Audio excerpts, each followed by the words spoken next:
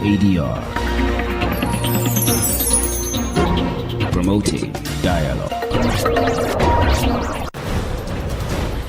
It's midday in Dakar, 1 p.m. in Porto Novo. Good afternoon and many thanks for staying tuned to West Africa Democracy Radio, broadcasting on 94.9 FM and around the world. We are live on WADR.org. Welcome to Newslink. Here are the top stories. PDCI's presidential aspirant Tijani Chiam denounces his removal from electoral roll by a court in Abidjan. Today, the masks have come off because these attacks have failed. And despite everything, I'm still leading the race. The aim was simply to prevent me from running as a candidate. It was members of the ruling party who initiated these unfunded proceedings against me. Guinean prosecutor requests 5-year prison sentence for opposition figure Ali Oba. Ghana's President Mahama announced a scholarship for 1,000 students from ECOWAS member states. To mark this moment and strengthen regional bonds, Ghana is offering 1,000 scholarships to tertiary students from across the ECOWAS sub-region to study in our universities. Liberia faces week-long internet disruption as critical cable repairs begin. Please stay tuned for details of these stories and more. Christopher Aticho with Newslink. Many thanks to our listeners for joining our broadcast and a warm welcome from the Gambia, Ghana and Liberia. Newslink begins with some legal matters in Cote d'Ivoire where, in a controversial ruling, the Court of First Instance in Abidjan has ordered the removal of opposition leader Tijani Chiam's name from the electoral roll. The court's decision, handed down on Tuesday, asserted that Chiam was not an Ivorian citizen at the time of his registration. This move has drawn strong criticism from this legal team, who disputes the court's finding and maintains that the removal is unfounded. Sankole Janko reports. The judge ruled that Chiam lost his Ivorian nationality when he voluntarily acquired French citizenship in 1987. She cited Article 48 of the Ivorian Nationality Code, which states that an Ivorian adult automatically loses his nationality 15 years after acquiring another nationality voluntarily. However, Chiam's legal team argues that this provision does not apply to him. One of his lawyers, Rogi Daje, maintains that the law has been misinterpreted. The code doesn't work that way. The prosecutor must request the court to officially declare the loss of nationality. This decision must become final before it can be applied in the current case, and it must be submitted to the Electoral Commission, which will then take it into account. Until that final decision is presented to the Commission, it cannot be used to remove the individual from the electoral roll without a definitive court ruling. This ruling puts Tijani Chiam's candidacy in serious jeopardy. It may also open the door for his party rival, Jean-Louis Billon, who recently called for unity within the PDCI to ensure victory in the upcoming presidential election. Ivorian political analyst Nuruddin Oye Ole weigh in on the implications. Political realism should have led the PDCI to change its approach. What matters most is for the party to be in power. I think Senegal offers a great example of the kind of strategies the opposition could adopt. Focusing too much on individuals may not be a wise strategy. Political parties should prioritize strategies that bring the party to power, not necessarily specific individuals. It's worth noting that Chiam was overwhelmingly chosen as the PDCI's presidential candidate at a recent party congress, receiving over 99% of the votes. Despite the near unanimous endorsement, his candidacy has faced opposition from within the party. Some senior members went as far as taking legal action to have him removed from the electoral list. Alpha Abubakar's report and voiced by Sankole Janko. Following the decision of the Abidjan Court of First Instance, the main opposition party's leader, Tijani Chiam, has rejected the court's decision, denouncing it as politically motivated attempt to block his candidacy ahead of the upcoming elections. In a video shared on his social media, the PDCI leader reaffirmed his strong determination to run in the upcoming presidential election. Chiam emphasized that the PDCI has no alternative candidate for the October elections, and he remains the party's official candidate. Here's an excerpt from the statement. Today, the masks have come off because these attacks have failed, and despite everything, I'm still leading the race. The aim was simply to prevent me from running as a candidate. It was members of the ruling party who initiated these unfunded proceedings against me, represented by lawyers from the ruling party and brought before judges appointed by the ruling party.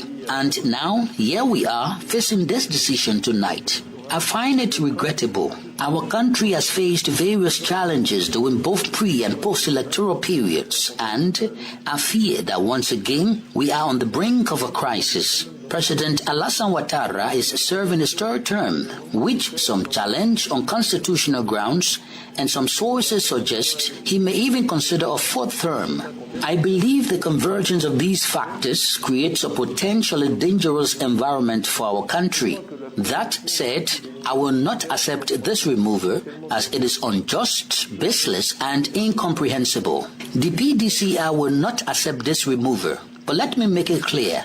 I am absolutely determined not to accept it. I am fully committed to fighting for Ivorians to freely choose their leader for the next 5 years. The PDCI stands united behind me. There will be no plan B, no plan C. We are determined to go into the election with the candidate that the PDCI has freely and democratically chosen with 99.5% support in a fully transparent and democratic process. Tijani Chiam is the leader of the PDCI in Ivory Coast.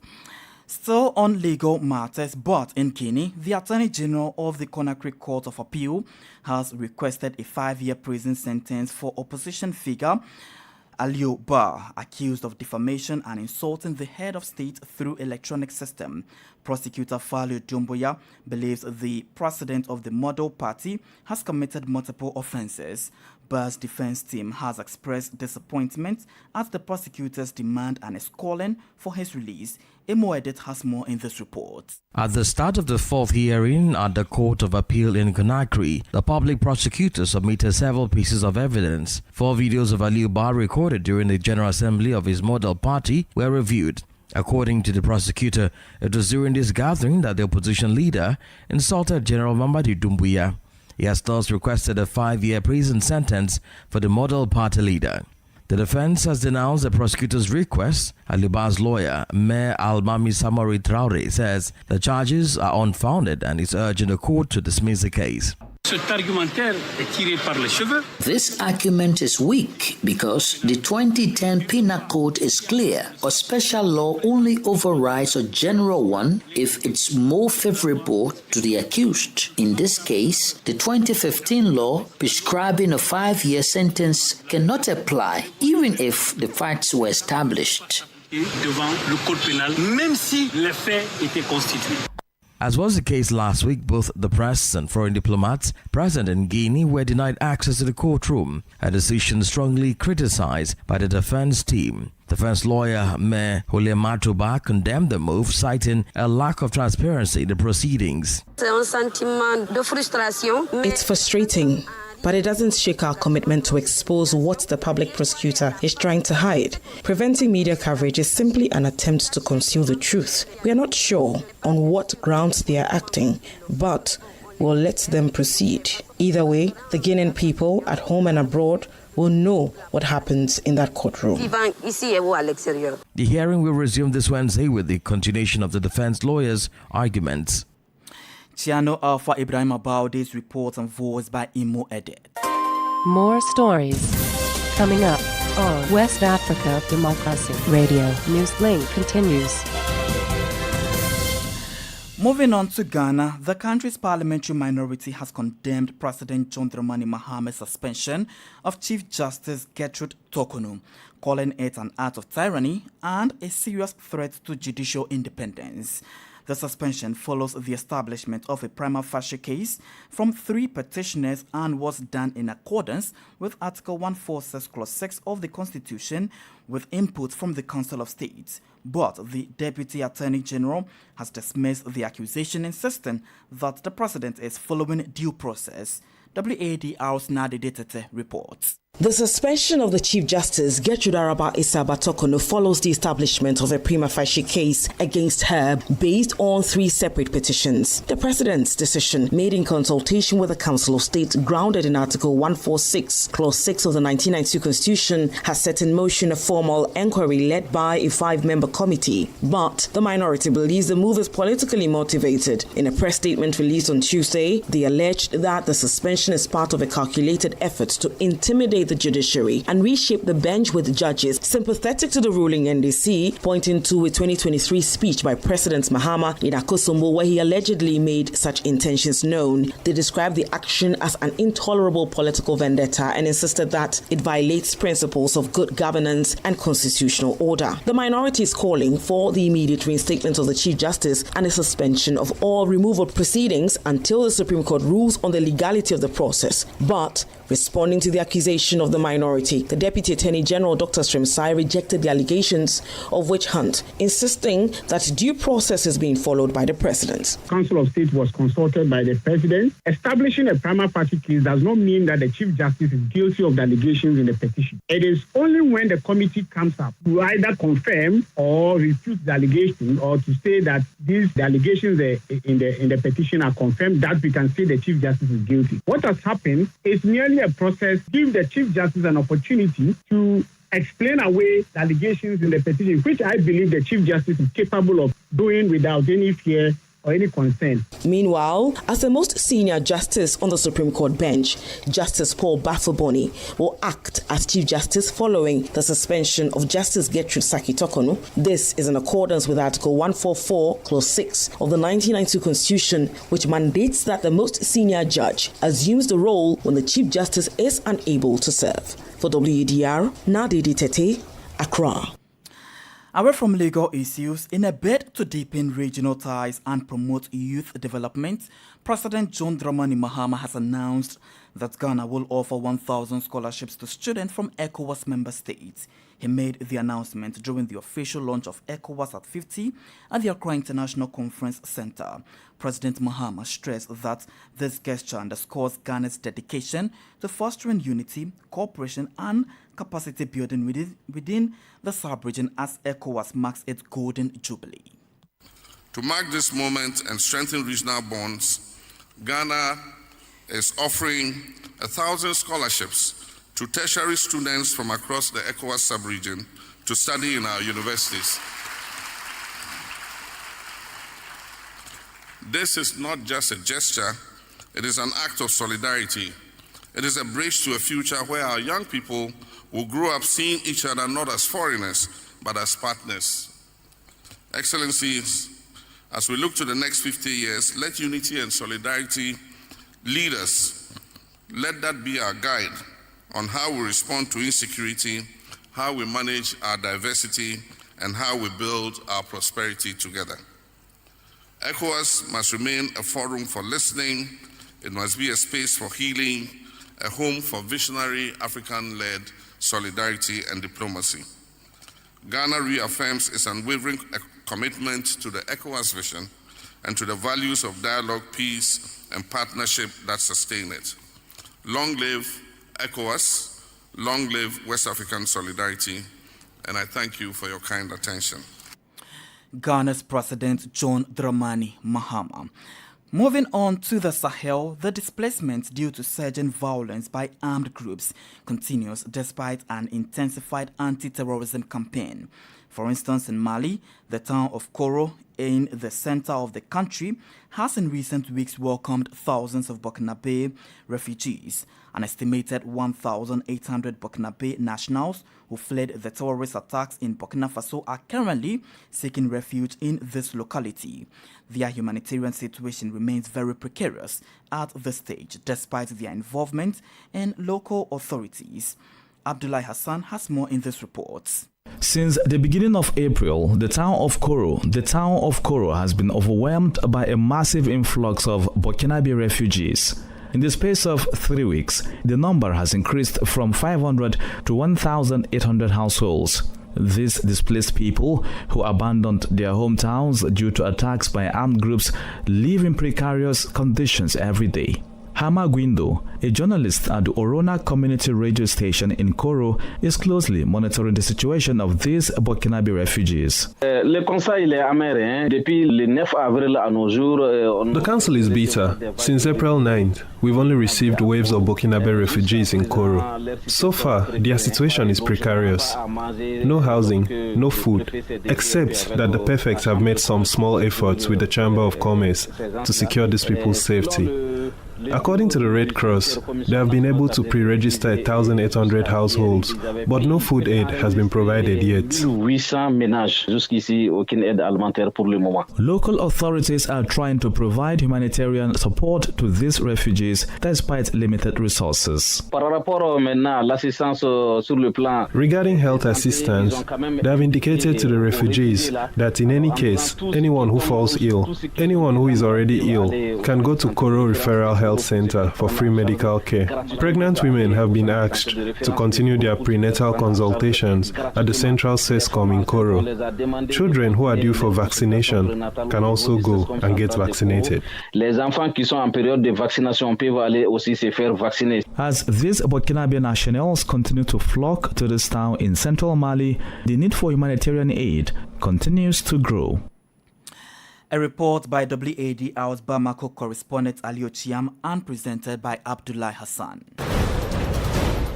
You're still listening to Newslink here on West Africa Democracy Radio, broadcasting on 94.9 FM and around the world. We are live on wadr.org. We're also live on Facebook at WADR English Service, as well as YouTube at WADR News. Here's a reminder of our top stories. PDCI's presidential aspirant Tijani Chiam denounces his removal from the electoral roll by a court in Abidjan. And Guinean prosecutor requests 5-year prison sentence for opposition figure Aliou Ba. And Ghana's President John Mahama announces scholarship for 1,000 students from ECOWAS member states. Still ahead in the news, Liberia faces week-long internet disruption as critical cable repairs begin. We do have the press review, guest interview, and sports news. Please stay with us. Fresh and breaking news all the time. Hear it first as the news breaks, only on West Africa Democracy Radio. Newslink continues. Let's travel to Liberia, where the country is preparing for a significant nationwide internet disruption as authorities embark on urgent repairs to a key undersea communication cable. The Liberia Telecommunication Authority, LTA, has announced that maintenance work on the Africa Coast to Europe ACE submarine cable will lead to a widespread connectivity issue between April 23 to April 30, 2025. WADR's Monrovia correspondent Abraham Parker reports. Residents in both urban and rural areas are expected to experience difficulties accessing the internet as the repair work involves rerouting key optical fiber cables that serve critical infrastructure, including the main host systems. The LTA says these improvements are intended not only to restore service but also to enhance the overall user's experience for Liberians who have already enjoyed one of the most reliable data networks in West Africa. Henry Benson, the lead engineer on the repair project, expressed confidence in the network's existing capabilities and reaffirmed the commitment to strengthening infrastructure to meet growing demand. I'd like to take this opportunity to inform the public. Don't be alarmed. This is pretty much an exercise that we think is going to enhance our connectivity. So we are pretty much getting rid of the old cable, putting in the new one. But basically, we've created this new route so that if we have an eventuality like the one we had in August of last year, we don't have to go through this whole exercise again. We can easily have access to that cable and fix it. That's technical stuff. To minimize the impact of the disruptions,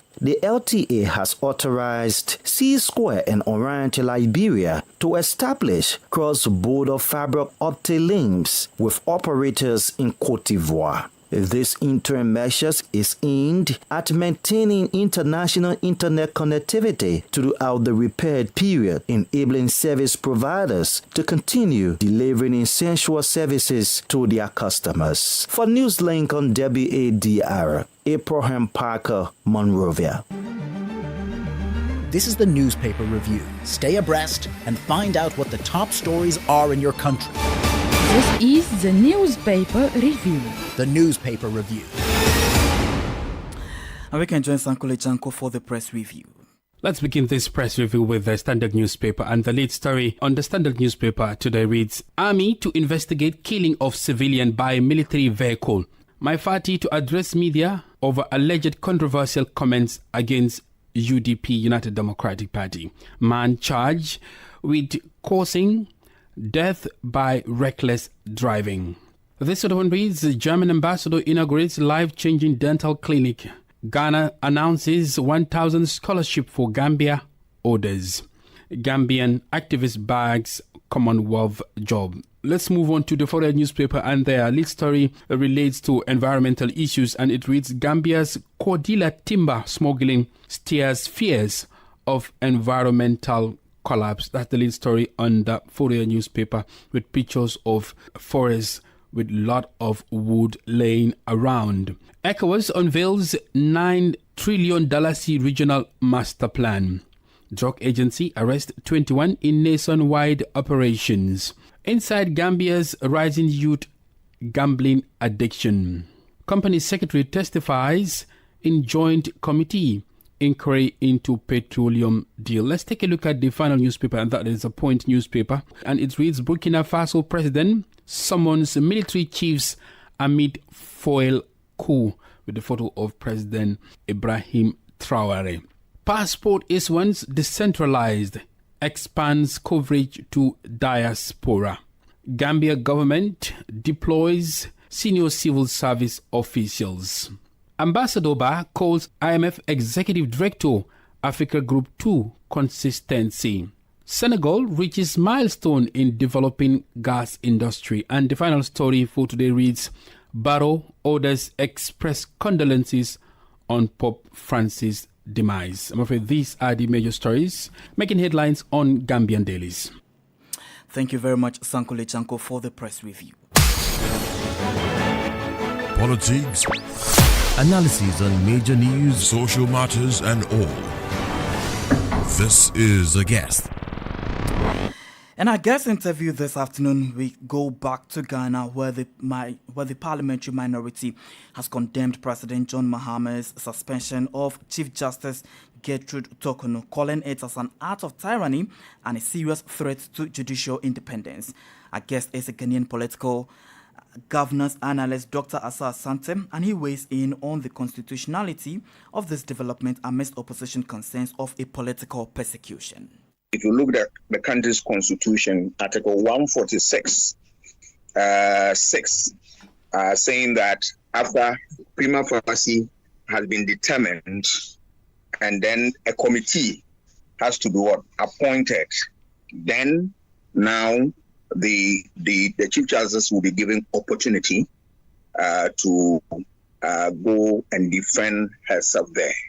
And if you look at that Article 146, I think 8, is that all proceedings under this article shall be held in camera.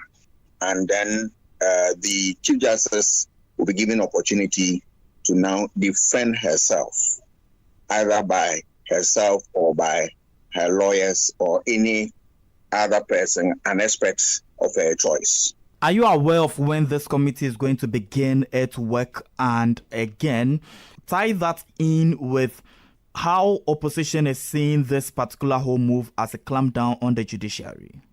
I'm surprised to hear from the opposition the things they are saying, because I'm not a lawyer, but I know as a student of politics that democracy is anchored on rule of law. Rule of law has two components: equality before the law and due process. So if any of the processes gets wrong in their view, they are, as lawyers, they know what to do. They should get to the courts and seek redress. And if you feel that the process or any of the processes associated with it or any part of it is not in line with the law, you go to courts and seek a redress. Other than that, bastardizing the process, undermining the process, speaking ill against the process, I don't think is fair. Throughout all of these, how would you describe the process so far? One would say it's been respect for the rule of law and democracy, but astute lawyer Sam Okujeto says what is happening is rather painting a bad picture of Ghana's democracy before the international community. What do you make of that? I disagree with the venerable Okujeto. He's a lawyer, I'm not. But I'm a student of democracy. But I believe that democracy is driven by law, which I've already said. So if there is any process that, or there's any action undermining the process, they should go.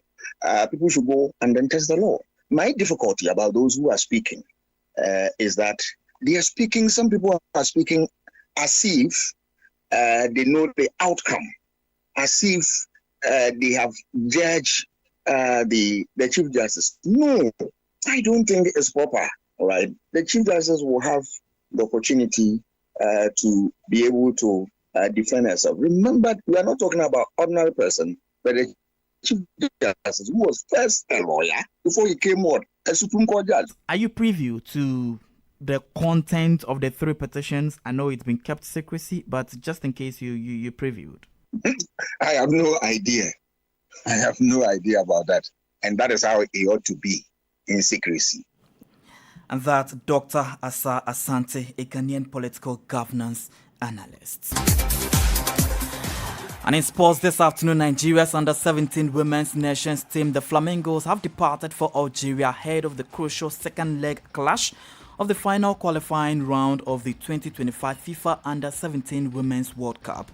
The team is heading to Bleda, where they will face Algeria on Thursday, April 25.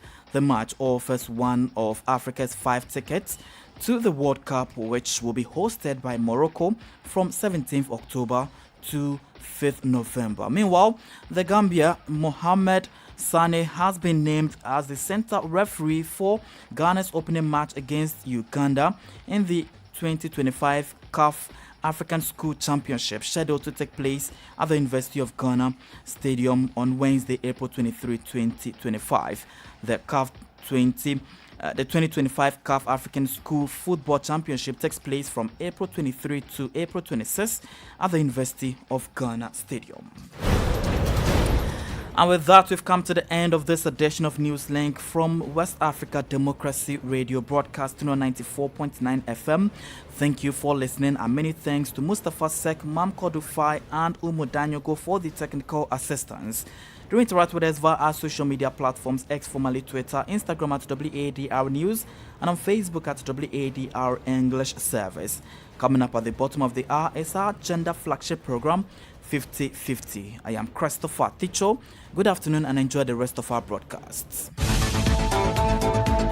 And many thanks to you for listening to Newslink via Hot 104.3 FM, Newmi FM 94.0, Hilltop Radio 104.7 FM, and Veritas Radio 102.9 in Banjul, the Gambia. We also appreciate our listeners in Liberia via Alternative Youth Radio 98.9 FM, Lofa County, Radio Kagama 94.5 FM, Nibe County, DCN Radio 91.3 FM, Riverside County, Wakat FM Radio, Banga, Liberia, Radio Gulf FM 91.3 Sierra Leone. For you listening via Radio Pad 95.1 Damango, Savannah region, and on Royals FM 104.7 Wenchi, Ghana, we say a big thank you. Remember, West Africa Democracy Radio is all about you, your views, and your opinions.